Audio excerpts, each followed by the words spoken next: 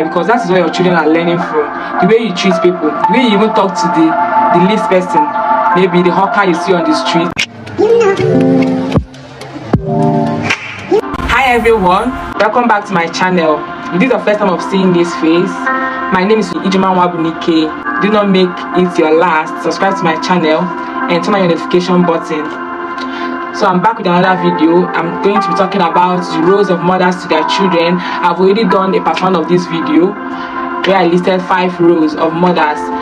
Click on the link above to watch the first video. In this video I'll be continuing from where I stopped. As a mother, we have a lot of role to play in the lives of our children, because it is believed that charity begins at home, and our society today, a lot of things are happening in our environment can be controlled if our children are well raised from home. The way the world is changing, they all boil down to the home where people are coming from. Because of a mother, focusing on the roles of mothers to children, even fathers can actually play these roles too.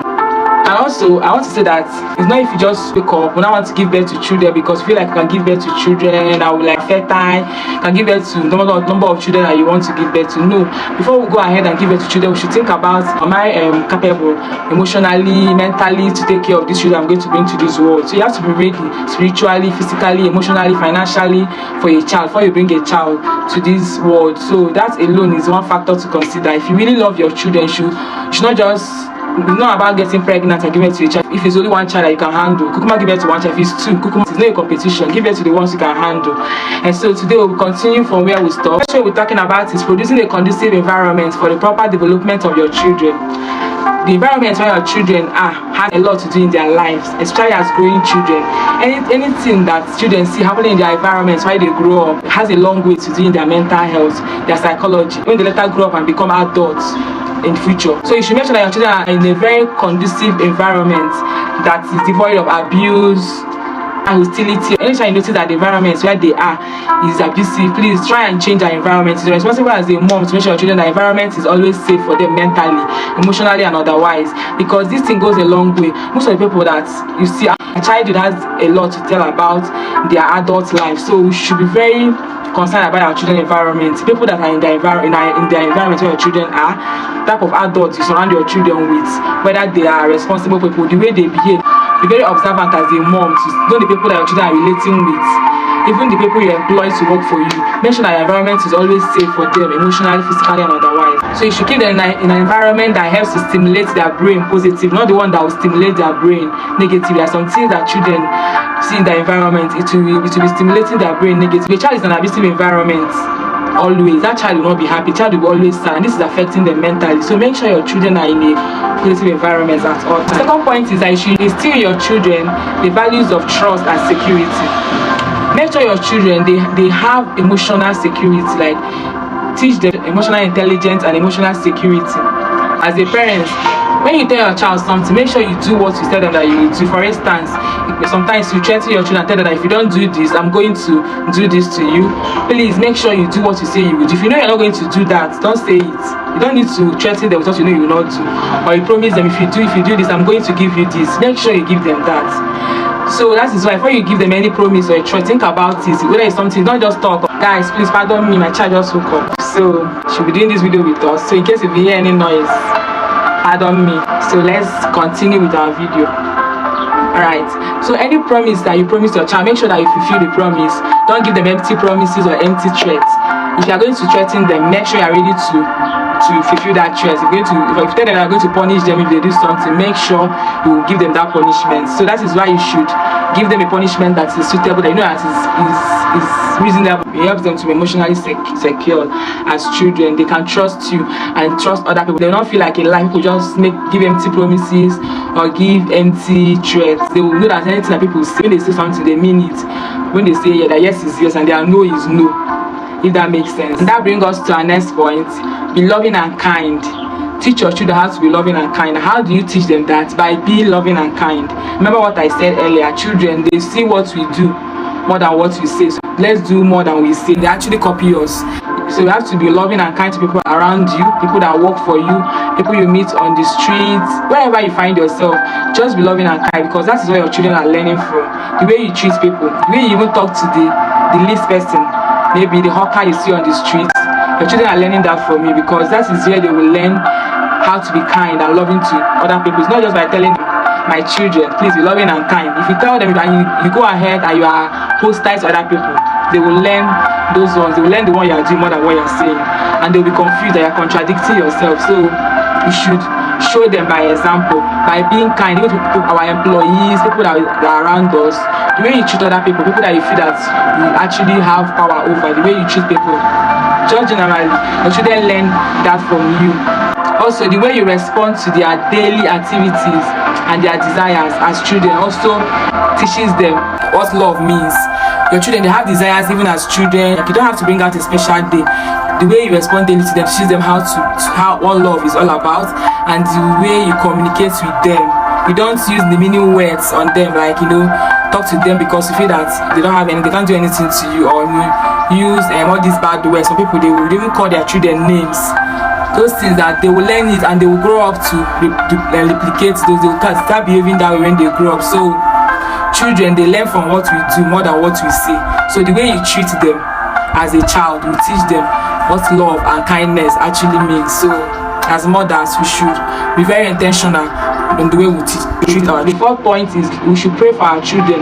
Even if you want, teach your children everything, be a good mother, do everything. There are some things we can't cover. Like they say, spiritual controls physical. There are some things we don't even know. So as mothers, it's our duty to build altars for our children through prayers. You need to pray for them, like be intentional praying for them. Lay your hands on them when they sleep at night. Decree what you want to see in their life. Tell them, my child, you will become someone. No matter what you are seeing, keep decreeing those things you want to see in their life as their mother. Decree what you want to see in their lives. Maybe your child is not doing well academically. Keep saying, my child, you become someone great.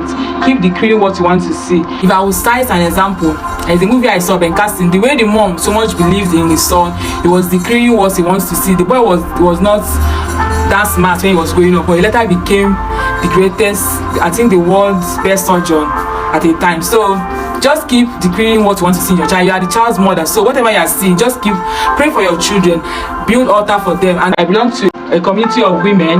We bring out one day in each month to pray for our children, 15th of every month. I'll post the link of the group on my description box below. You can join us. The group will help to keep you accountable. If you are very busy that you don't know how to create time to pray for your children, at least you can start with joining our group as we pray for our children every month. Then from there, you now learn how to make it your lifestyle to pray for your children, because let me tell you, there is power in spoken words.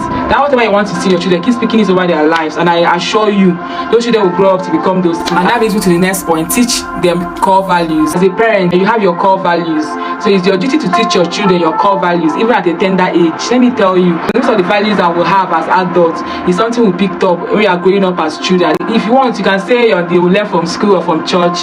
Nobody can teach your children your core values more than you. It's your duty to teach them, even at this tender age. Teach them those things you want them to learn as a human being on earth. Teach them as a parent.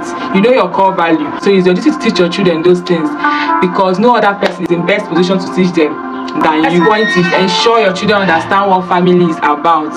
Teach them the need to have a relationship with their extended family. Some people, they quarrel with their extended family, with their family or relations. Don't involve your children with your quarrels, even with other people, your neighbors or your friends, whatever.